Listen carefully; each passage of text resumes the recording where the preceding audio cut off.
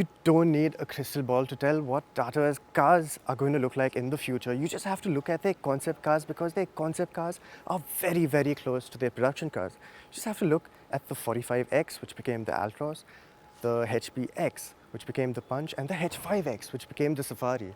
And now we've got the Avinya. Now I've got Martin Uhlarik with me to take us through the design of this path-breaking car, which is going to show us what Tata cars are going to look like maybe about 3 to 4 years from now. We have seen the Curve, which is a slightly shorter range preview of Tata cars, but this is where it's at 2025 onwards. Remember Tata's commitment to have a lineup of 10 EVs by 2025? The Avinya will be the first of those cars on Tata's new Gen 3 bespoke EV platform that promises a range of at least 500 kilometers on a single charge. This apart from other Gen 1 and Gen 2 platform cars like the Nexon EV, Tigor EV, recently unveiled Curve Coupe SUV concept, and more to come. The Avinya isn't just a styling exercise though, it previews an actual production car for India and international markets, and Martin Uhlarik, Tata's global head of design, tells us the design is over 90% there. So what you see is largely what you are going to get. Hi Martin, Hi. Thanks for taking us through the Avinya. It's stunning. Yeah, no, I mean, we're very proud of it. It was a dream project. It is a dream project because, of course, as we've said, our intent is to put this in production by 2025. It's our intent for all Gen 3 generation platforms, vehicles. So all our pure EVs will now have this DNA, this look, and this feel. The proportions, let's start there. Yes. So the driving force, because it's a Gen 3 platform car, it's a pure EV. There's no more compromise in terms of trying to balance an internal combustion engine as well as an electric powertrain. So this is a pure EV. So what we did was we moved the wheels outboard. So it's a 4.3 meter vehicle. Hard to believe when you see it. So the focal point is the interior cabin, and it just offers far more room in a 4.3 meter vehicle. So it's a Harrier size cabin inside what is essentially a premium hatch size footprint. But what we did was, by moving the wheels outboard, it offered us the opportunity to move the windscreen, the A-pillars, really far forward. And then at the same time, because of aerodynamics and efficiency, we moved the sort of optical feel of the rearward. And that makes the silhouette of the car really unique. So it's almost like a little bit of an MPV feel in terms of the cabin, but then you have this very sleek body side, very simple body side. And at the same time, it has a huge ride height. So it's 200 mil high. So it can accommodate any road conditions. Right, and I think with the Gen 3 platform, you're also looking at adapting the skateboard to various cars and various body types. So. Yes, so this is the first product that we are now industrializing, productionizing, and working on the design. It is in our design studio right now, and we are working on it. And the target now is to capture all of the essence and all of what you see here, for the road. And at the same time, it is a platform that will spawn a whole generation of products. When we asked how the Tata Avinya will be marketed internationally, attention was directed to the new visual identity. So make of that what you will. To us, it looks a lot like a new logo, doesn't it? So aerodynamics plays a huge part in electric vehicles in terms of communicating efficiency and being efficiency. So this is actually an air dam, a spoiler, and the air flows underneath it and through the sides. And all around the vehicle, there are features which are aerodynamically led.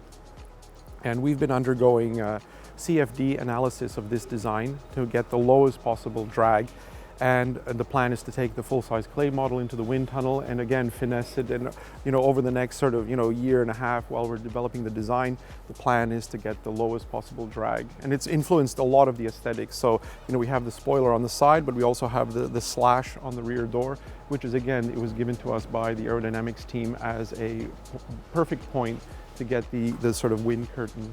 A slash on the wings of a car, yes. It heavily points out to it being a rear-wheel drive. Now, we don't know details of the Avinya as yet, or the platform, but it does seem heavily rear-wheel drive. How would something like this make it into production? I mean, what we're doing is now we're analyzing how we're going to, stamp the sheet metal, and also, probably it will have to have some sort of like, island in terms of a plastic insert or some sort of insert that's connected to the sill. But nonetheless, everything is driven by form over function. So everything has to be driven by a logic and a rationale. Everything is there for a purpose. There's nothing superficial here. That said, the 22-inch aero wheels are pure concept, though Tata does say the production car will still weigh massive 20 inches, but we think that still seems unlikely. Instead, we'd like to draw focus to the parts of the car more likely to make it through relatively unchanged, maybe with the exception of those light extension winglets at the rear.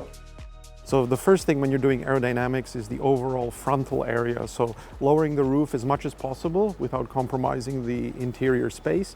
At the same time, all of these sort of features around the vehicle, and then underfloor. Though that all adds up to create, your competitive drag. Now, obviously with an EV, you've got the batteries sandwiched in the floor, which leads to the seats themselves being mounted high up. Yes. But how do you balance that and interior space and the overall height of the car? Yeah, I mean, in the end, it's just a simple sum of math. You've got the ground clearance, so 195, 200 for ground clearance. You have your battery stack, which you cannot compromise because we have a range target of 500 kilometers. And then at the same time, as you said, your H point, which is your hip point, and the seating position has to be comfortable. So we're telling ourselves, if wellness and well-being and overall health is the purpose of this vehicle, you want to make the people comfortable for a 500 kilometer drive. So single charge.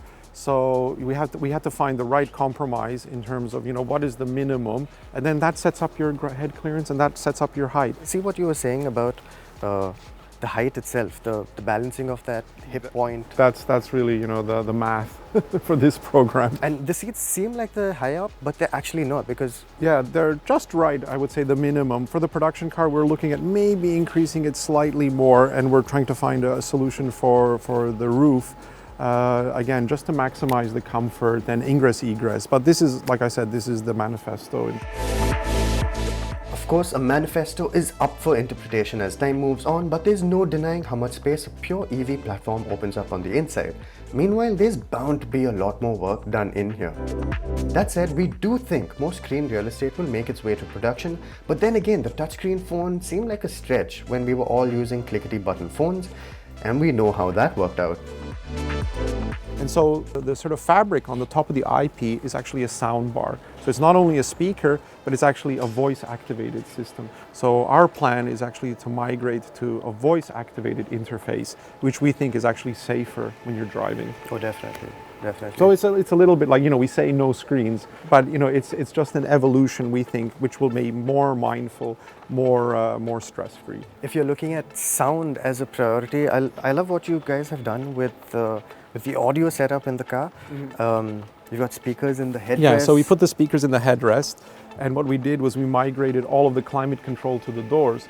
So this is like an aeroplane, so you adjust your temperature here and simply adjust the direction, whether aircon, heating or whatnot, directionally where you need it. Obviously there's atmospheric, climate control, but it's all about the overall atmosphere. And then of course, if you personally want, you have your own little zone, like on an airplane. I think if half of this makes it to production, we're going to have very exciting times ahead. The purpose of a concept, a true concept, which is a dream car. We are dreaming out loud here, is to put a stake in the ground and to say we have a number of innovative ideas. The company is very confident. As you say, we have a shopping list of a number of innovations here, and our objective now is really to achieve as much of this as possible. We hope this in-depth look at the Tata Avinya has you as excited as we are, considering the Avinya's intent, nearness to production, and the fact that it's all coming via an Indian manufacturer. If you liked the video, please like, share and subscribe to the channel. It really helps. And let us know if you think pure EVs like the Tata Avinya could help you consider making the switch to electric in the not so distant future.